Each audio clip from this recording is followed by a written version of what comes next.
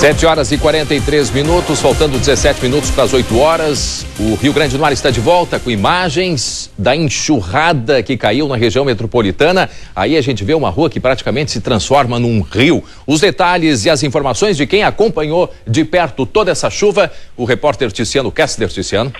Essa imagem que a gente vê aí era possível se verificar, André, em praticamente todas as ruas de alguns bairros de Sapucaia do Sul, ruas que se transformaram em verdadeiros rios. Olha a velocidade da água, a força que a água desce rua abaixo, levando o que tem pela frente. Em alguns locais a água chegou a 1 metro de altura, ou seja, as pessoas tinham água pela cintura. Situação muito delicada, principalmente nos bairros 7, Vila Jardim, Parque Joel, Vila Vargas, bairro São José e Coab, em Sapucaia do Sul, que ficam próximos ao Arroio José Joaquim.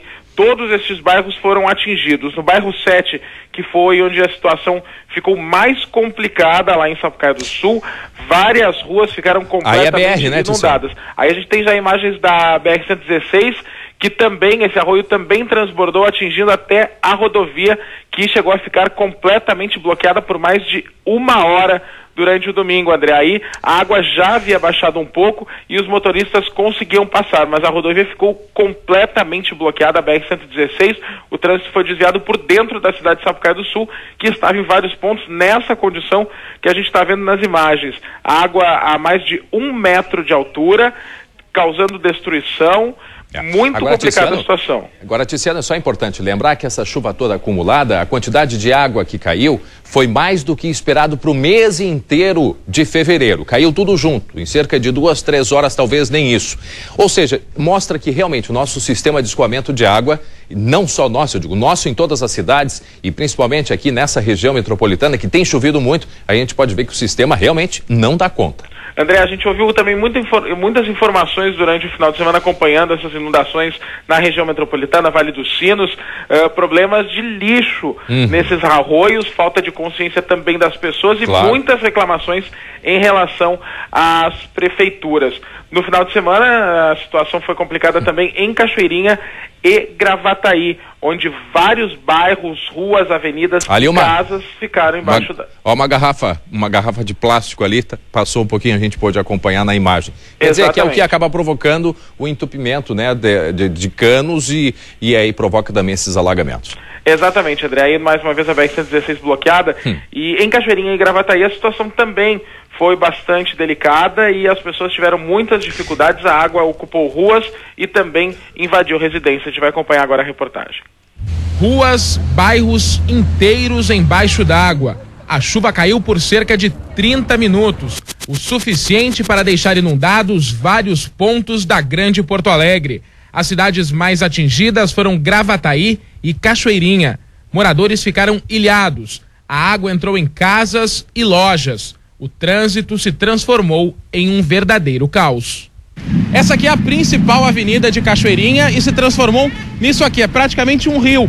Os carros que passam ficam assim, ó, com água quase na porta. A motociclista aqui, ó, teve que passar pela calçada, situação muito complicada, né? Com certeza. Quando é que tu viu que estava tão complicado? Chegou a pegar chuva? Peguei chuva desde lá de Gravataí, desde lá da meia-meia. Há situações de emergência em todos os pontos. Neste momento, uma viatura do Corpo de Bombeiros está se deslocando para atender um chamado. Em vários pontos da cidade, as pessoas estão ilhadas. Aqui do outro lado da calçada também tem pessoas que estão preferindo não entrar na água, a situação é complicada. A gente vê ali aquela senhora tentando retirar a água que está invadindo o estabelecimento. As pessoas com vassouras tentam evitar que a água invada tanto as casas como os estabelecimentos comerciais. A gente vai conversar com essa senhora que está aqui, veio até aqui, a gente vai ajudar ela aqui a chegar até aqui. A água não para de subir. Não para de subir. Eu tô com a minha loja, perca assim, ó, por cima, mais de 30 mil. Subiu mais de 2 palmos d'água, tá dentro da minha loja. A chuva parou, mas horas depois a água não baixava.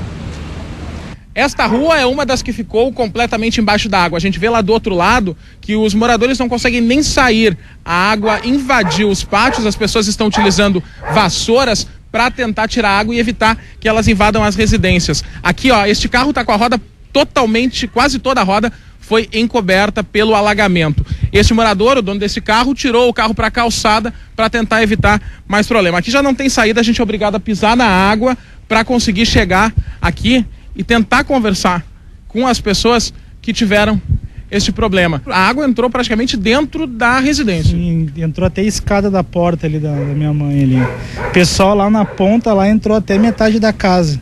Este aqui é um dos pontos mais complicados de Gravataí, porque lá no fundo existe um valão que, segundo os moradores, sempre transborda quando chove forte. Por isso, a gente pode ver aqui do lado a quantidade de pessoas que não conseguem entrar em casa ou que saiu e agora não consegue voltar. São moradores que estão com a casa tomada pela água. A senhora tá desesperada porque sabe que a sua casa tá completamente cheia d'água. Já perdi tudo, eu tava na praia, quando eu dobrei a minha casa tomou conta de tudo, perdi tudo, só o que eu tenho no carro e os meus 3 filhos que graças a Deus estão com saúde. A senhora aqui tá molhada até a cintura, né? Mostra aqui, Cristiano, a senhora conseguiu sair de casa, o que a senhora tirou de dentro de casa? Só os documentos, saí com os documentos, só, ficou tudo lá dentro de casa, tudo dentro de casa. Tudo molhado, tudo sopado, tudo assim, pela a cintura água. Aqui neste outro ponto de Gravataí, a situação também é complicada. Os moradores também estão ilhados em vários pontos e em vários locais a água invadiu residências e também estabelecimentos comerciais. Aqui, essa senhora está varrendo, né? Porque a água entrou com força e não tem jeito de baixar. Ah, é. Sempre assim? É, quando enche o valão, sim. Aqui o que a gente perdeu hoje aqui é brincadeira aí, ó. Tudo alagado aqui, ó.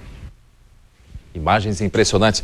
Parabéns para o repórter Tiziano Kessler, que fez um excelente trabalho acompanhando junto com as equipes de aí, os nossos cinegrafistas e toda a equipe de apoio, e mostrou em várias cidades aqui da região metropolitana esse estrago todo provocado pela chuva. E o que chama a atenção, Tiziano Kessler, é que muita gente não teve nem onde dormir durante a noite, porque a água simplesmente, em questão de minutos, destruiu casas inteiras por dentro. André, a gente viu já em algumas imagens que as coisas boiavam dentro das casas, foram arrastadas pela água e muitas pessoas não conseguiram nem sequer entrar dentro de suas casas. As que conseguiram certamente passaram a noite limpando. Sim, e tentando recuperar alguma coisa. A situação muito delicada, e o que a gente mostra aí é apenas um exemplo da realidade de centenas de famílias que ficaram com as casas destruídas, perderam praticamente tudo e não tiveram nem onde passar a noite depois dessa tempestade, desse temporal aí na região metropolitana. Água, lagoa, roupas, móveis, tudo, inclusive a própria roupa do corpo. Bom, agora a gente vai ver a chuva que caiu lá em Cachoeirinha e que também provocou transtornos. Leonardo Lara tem os detalhes. Lara, bom dia. Bom dia, André Raro. Olha, situação bastante complicada também na cidade de Cachoeirinha. Moradores do bairro Princesa Isabel, revoltados contra a prefeitura, eles retiraram de dentro de casa tudo que sobrou após a enxurrada, móveis completamente molhados, eletrodomésticos estragados, e colocaram aí na frente das residências, André, e chegaram a ameaçar colocar fogo em tudo para protestar contra a prefeitura. A água nessa região de Cachoeirinha chegou a atingir mais de 1,5 metro, invadindo dezenas de residências. Segundo a comunidade, um valão que passa ali próximo está cheio de lixo e por isso acabou não dando vazão à água da chuva. E o problema é que muitas dessas casas estão em áreas irregulares, ou seja, são casas que estão próximas aos valões, que aí quando tem a chuva acabam inundando as residências. Agora, isso tem que ter uma solução. Exatamente, eu conversei com moradores que moram há mais de 30 anos nessa região e nunca tinham visto tanta água.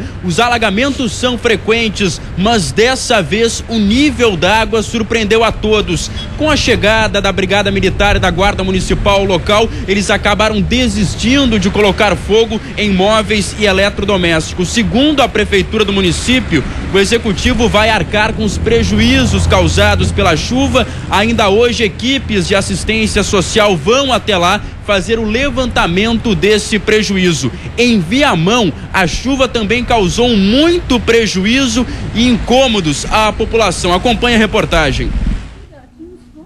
Depois da chuva, hora de tentar recuperar o prejuízo. Na casa de Dona Maria, pouca coisa sobrou inteira. O encanamento de esgoto rompeu e uma cratera se abriu bem na frente da porta de entrada. Eu tô muito nervosa.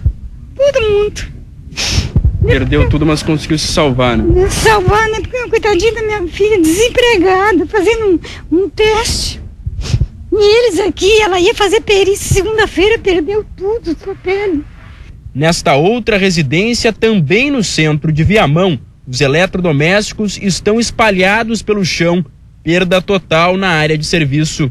Só essa máquina de secar a roupa, olha quanto é que custa, né? Quase R$2.000. Então, foi um prejuízo imenso para nós. Esta oficina mecânica também foi atingida pela chuva, que durou cerca de 30 minutos. Os moradores registraram o alagamento com a câmera de um celular.